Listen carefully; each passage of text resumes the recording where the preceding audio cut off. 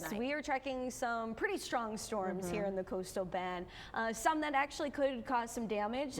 Anytime the hail gets above an inch in diameter, which is about the size of a quarter. And I was just scrolling through my Facebook page. I haven't seen if they allowed me to use their photo, but somebody sent a photo in that was perfect, that had the hand with a quarter and the hail, or it might not have been a hand, but the quarter was in the hail photo, so we knew it was exactly the size of the quarter. They looked the same, right?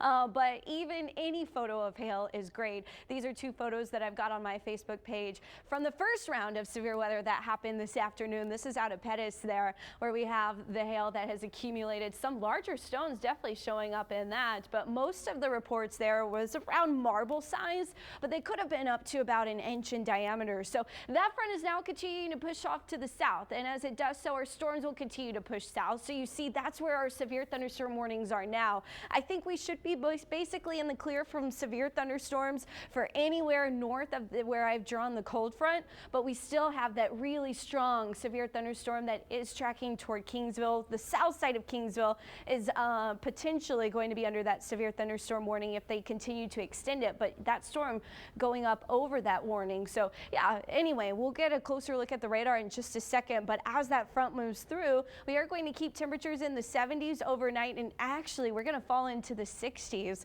but you will see our chance of thunderstorms comes to an end really by 8 p.m.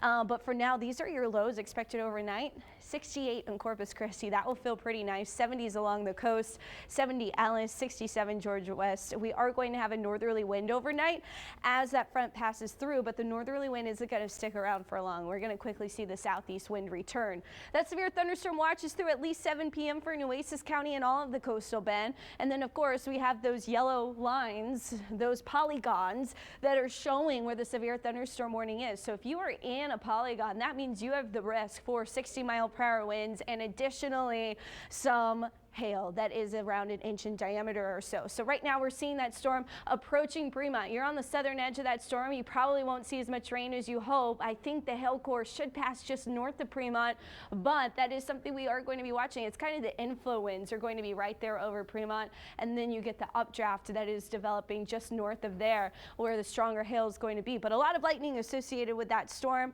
and you do see there's the hail core right there, right north of Fremont. That's going to be 1.4 inches based on our radar estimate. If this continues, we could get some of that hail into Clayburgh County and Kingsville by 6:41.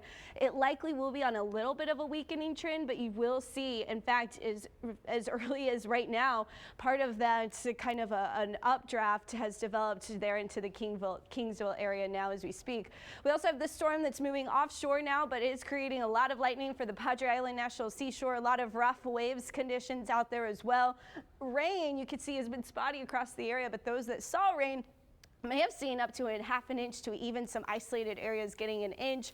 Wind gusts have been reported around 40 miles per hour, so we haven't got a lot of those 60-mile-per-hour wind gusts, but it's the hail that's been a bigger concern. Temperatures really fell as those storms passed through the area. That was really nice, but as you see, we should be done with all of this by 9 p.m., and then our temperatures fall into the low 70s and 60s overnight. We're a little cooler tomorrow, 91 behind that front, but we are heating up. Also, I would like to mention that as the front passes through, we might get a little bit of a break where it's not quite as hazy tomorrow, and we should see some sunshine back in the area. Actual sunshine is in the forecast tomorrow. Annie said it best. The sun will come out tomorrow. Very good.